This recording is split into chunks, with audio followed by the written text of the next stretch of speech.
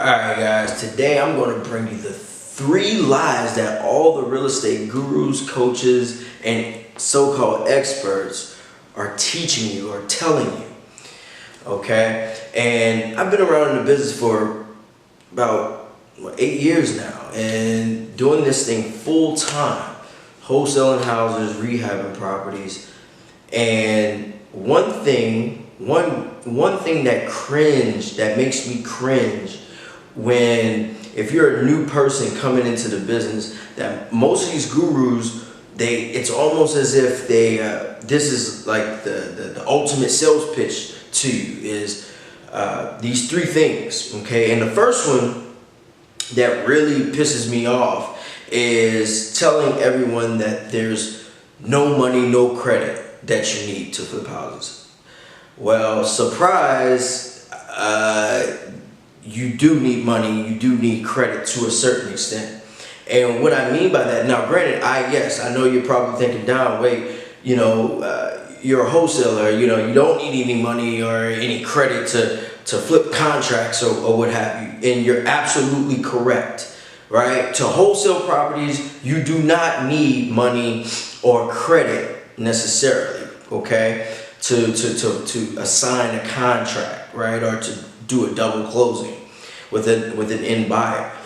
But what I mean by no money, the reason why I feel this is so fucking misleading is because you absolutely must need money, some money, and some credit to build your business, your real estate business, okay? And that's what I pride myself on. I try to teach you guys how to actually build a viable real estate business and not just how to do deals, right? I mean, I can show you how to do that in 10 minutes, but to create a actual business from it, you need money. You need you need to leverage credit to a certain extent. So just like blindly, state that you don't need any money or credit is such a fucking farce, and I want to say, okay?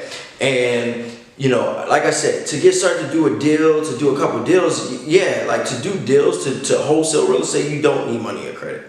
But if you really want to grow this thing from a deal by deal basis and working as a technician in your business, and you want to become an entrepreneur and work on your business, you will need some money, profits from your deals or money from other outside sources, and you're going to need credit. Lines of credit to spend money on marketing, operational costs, expenses, and things of that nature, right? So that's one lie that they tell you. The second lie, which I hate even more, is they tell you to do direct mail. Do direct mail and get leads. Well, yes, direct mail is probably the #1 way to generate tons and tons of leads and generate a bunch of motivated sellers to contact you and things of that nature, right? It's probably the #1 source. It's still the #1 source for us as far as generating tons of targeted, ready to go people that's ready to sell. But the thing is that there's a true science behind it. I will never teach you to, my whole thing is I'm in a very competitive market. So maybe, just maybe, Dom's perspective, my perspective is, maybe a little bit different because I'm in a highly competitive market. And being in a highly competitive market, that means you have to spend a lot more money to extend your reach, to meet the masses. We live in a pretty big market, okay? We live in one of the top 5 markets in the United States. So, we have to, and we live in a healthy market as well. Like we're a very healthy real estate market. And a lot of people from out of town and the East Coast, the West Coast are coming in here and investing a lot of money into real estate within the Dallas-Fort Worth market. So, with that being said, with the influx of competition, we have to spend a lot more money. And it's like that, I'm sure, pretty much everywhere. And the thing about direct mail and marketing in general Marketing is a consistent play, right? It's a consistent play that you have to do over and over and over again. What I hate the most from these gurus and these teachers or these experts is they teach you, they give you sauce, but they don't give you the platter with it, right? So it's like, yeah, direct mail. Okay, we know this works. We know direct responses works for this. Okay, cool. Okay, but what's the true science behind it? The true science behind it is it's not as much as like the little intricate things. Oh, you send out pink letters, you send out yellow letters, you send out invitation envelopes, business envelopes. All that shit really doesn't matter, to be quite honest with you. The thing that matters the most is the consistency, over and over and over and over again, right? You have to do, like, what we find is we have to hit people 7 to 20 times before we even get like a really decent response, okay? And so that costs a lot of money. That costs a lot of money.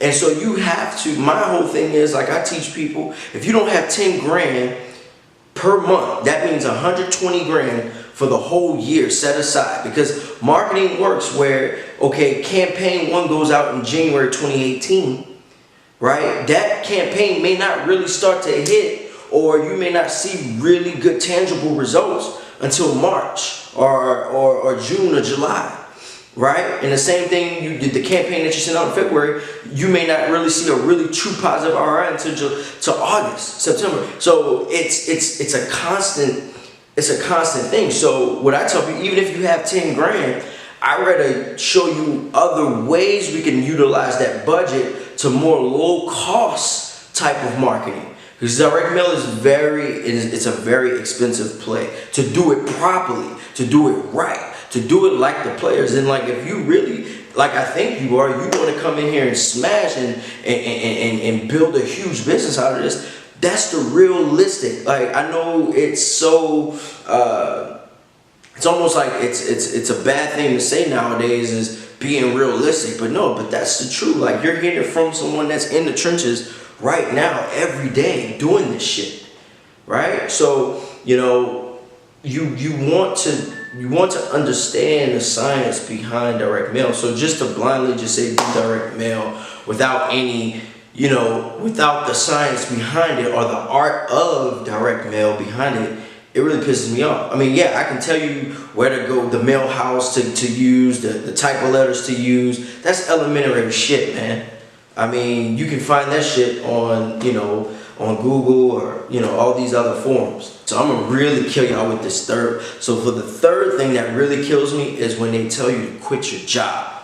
And I'm not saying all say quit your job, but I've been that person. Like, when I was so passionate in real estate and knowing my story, that I just, as we say where I'm from, jump off the porch and just jump right head into the business. I did that, but my circumstances, my backstory is a lot different. I had a lot of support. I had support back then.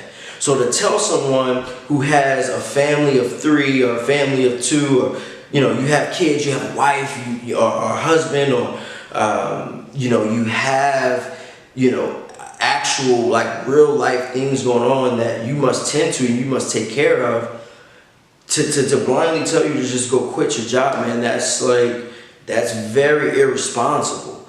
And so I won't be irresponsible and tell you just to go out and quit your job. Don't quit your job, man. Like, don't do that. I did it, and it worked wonders for me, and it was great. I wouldn't have it any other way. But like I said, I got started in the business like very early, when I was really young.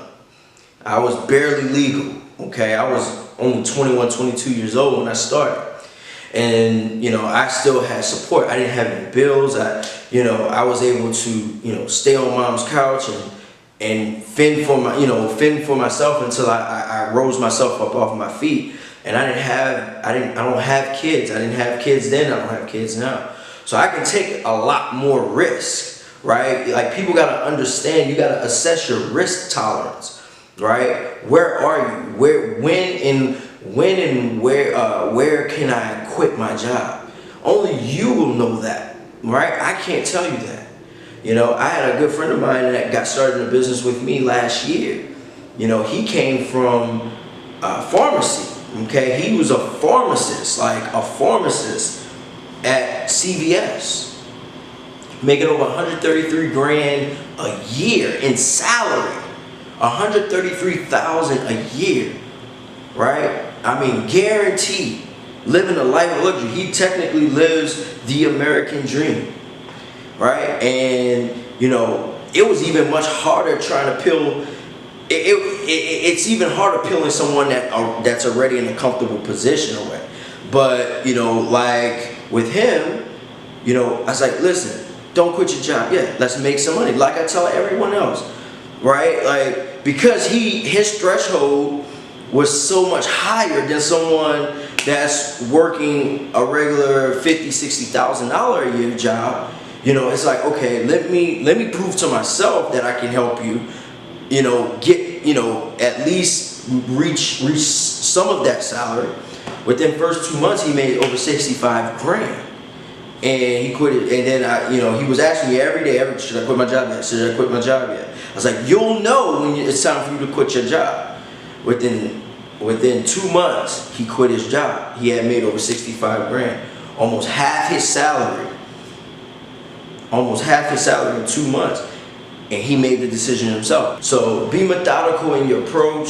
So those are the 3 things that all the gurus, well, I shouldn't say all. Those are the 3 things that most of these gurus are teaching you.